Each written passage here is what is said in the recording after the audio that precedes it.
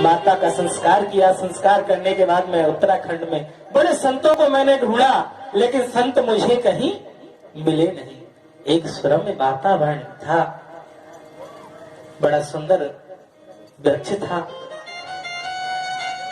What वृक्ष के नीचे बैठ गया, आसन लगाया, वहां पर ध्यान करने लगा। ध्यान करते करते करते करते ऐसी सुंदर छटा प्रभु की मेरे हृदय में अंकित हुई कि मैं तो उसको देखकर ही विमोहित हो गया और बड़ा ही भाव विभोर हुआ। अंत में थोड़ी सी दिखते ही और तुरंत वो लुप्त हो गई। अब तो मैं तो झटपटाने लगा, रोने लगा। मैंने कि ये कहां चली गई? भगवान की सुंदर छवि मुझे दिखाई दे रही थी, अचानक गायब। अब तो मैं फिर उसी प्रकार से आसन लगाऊं, ध्यान करूं, लेकिन वो छवि के दर्शन नहीं हुए। कई दिन हो गए मुझे रोते रोते। अचानक आकाशवाणी हुई, अरे बेटा, अभी तुम्हारे पूर्व जन्म के कुछ अवशेष शेष हैं। तुम्हारे धर्म से, तुम्हारे मन की निष्ठा से ये थोड़ी छवि आपको दर्शन कराई है। नारद जी ने कहा, थोड़ी क्यों कराई? अगर कराना नहीं था दोबारा तो थोड़ी क्यों कराई? आप आते तो दर्शन सामने ही देते।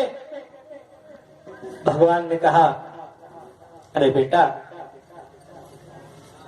इस जन्म में तुम्हें मुझे पाना संभव नहीं है।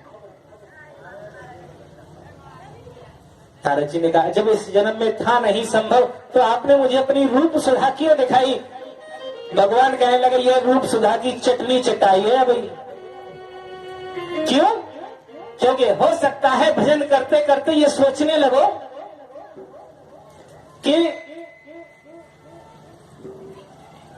संत तो झूठ बोल गए, भजन करने से कहीं परमात्मा नहीं मिलते, भगवान नहीं मिलते। इसलिए तुम्हारे मन में ये शंका पैदा ना हो कि भगवान है या नहीं।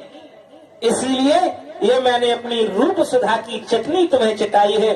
अब इसका स्वाद तुम्हारी जीवघा में लग गया है, अब तो तुम समझ चुके हो, तो इसीलिए तुम मुझे पाने के लिए और ज्यादा उत्साहित हो जाओगे। इस बात को कह के आकाशवाणी बंद हो गई।